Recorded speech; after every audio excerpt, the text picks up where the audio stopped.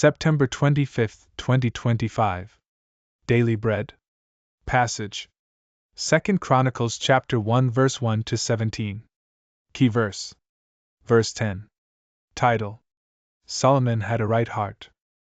Solomon the son of David established himself in his kingdom, and the Lord his God was with him, and made him exceedingly great. Solomon spoke to all Israel, to the commanders of thousands and of hundreds, to the judges, and to all the leaders in all Israel, the heads of fathers' houses. And Solomon, and all the assembly with him, went to the high place that was at Gibeon, for the tent of meeting of God, which Moses the servant of the Lord had made in the wilderness, was there. But David had brought up the ark of God from Kiriath-Jearim to the place that David had prepared for it, for he had pitched a tent for it in Jerusalem. Moreover, the bronze altar that Bezalel the son of Uri, son of Hur, had made, was there before the tabernacle of the Lord. And Solomon and the assembly sought it out.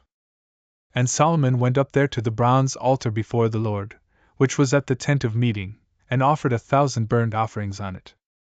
In that night God appeared to Solomon, and said to him, "Ask what I shall give you." And Solomon said to God, "You have shown great and steadfast love to David my father, and have made me king in his place. O Lord God, let your word to David my father be now fulfilled, for you have made me king over a people as numerous as the dust of the earth. Give me now wisdom and knowledge to go out and come in before this people, for who can govern this people of yours, which is so great?"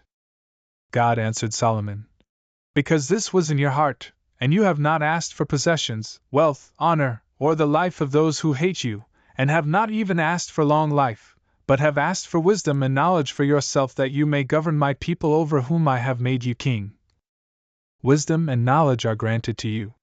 I will also give you riches, possessions, and honor, such as none of the kings had who were before you, and none after you shall have the like."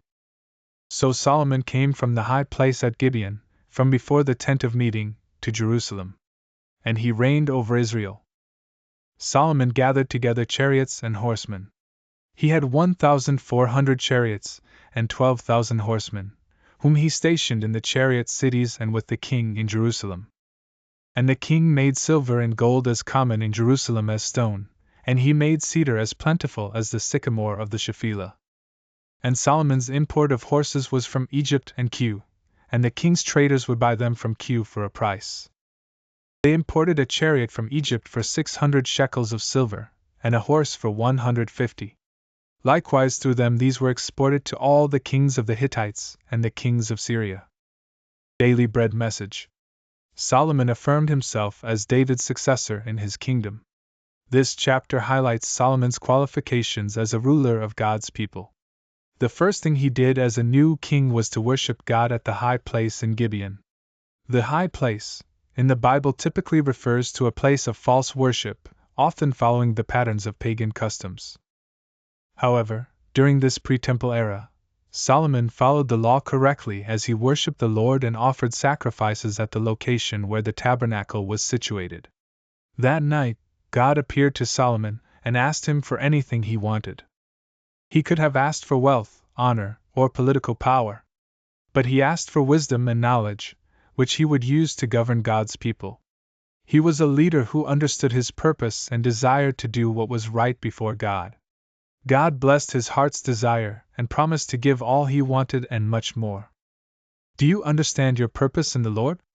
What has he called you for, and how should you carry it on? Would you come to the Lord in your prayer to provide what you need to fulfill his purpose in your life? Prayer. Father, thank you for calling me to your great purpose. Please help me to know your will and have the wisdom to carry it on. One word.